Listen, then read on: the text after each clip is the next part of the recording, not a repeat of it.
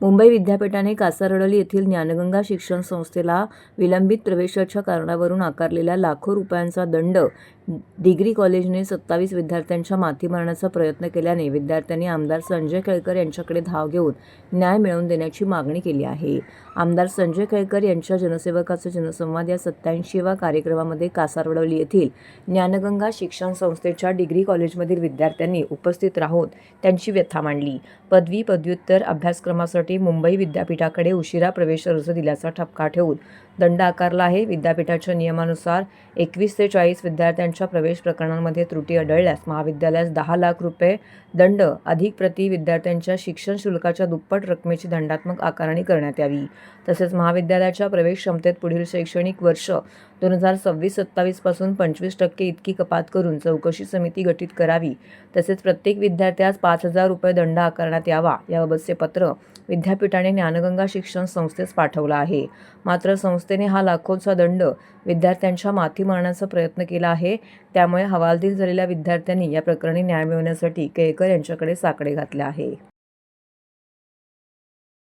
शाळा मिशन म्हणून काम करतात आणि काही कमिशन म्हणून काम करतात की काय, असा प्रश्न सगळ्यांना पडलेला आहे। आणि त्याच्याकरता विद्यार्थ्यांची भरती आपल्या कॉलेजमध्ये व्हावी, त्याच्याकरता त्यांना वाटेल तशा भूलथापा मारून त्यांना प्रवेश दिला जातो।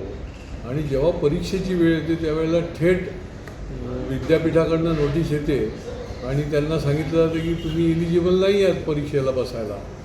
याचा अर्थ ही कॉलेजेस जी आहेत ही चुकीची यादी विद्यापीठाला देतात आणि त्याच्यानंतर या मुलांचं अशा पद्धतीने नुकसान होतं। ही मुलं हवालदिल आहेत, अक्षरशः त्यांचे पालक तर त्याहीपेक्षा हवालदिल आहेत आणि त्याच्यावरती त्यांच्यावर पेनल्टी सुद्धा त्या ठिकाणी लावलेली आहे। खरं म्हणजे कॉलेजची चूक आहे की ठराविक डेडलाईनच्या नंतर त्यांनी ॲडमिशन देता कामा नये, परंतु पुढे नंतर मुदतवाढ मिळेल म्हणून ते आधीच ॲडमिशन देतात आणि वर्षभर या मुलांना तिथे ते शिक्षण घेतात। तर ही अतिशय संतापजनक बाब आहे।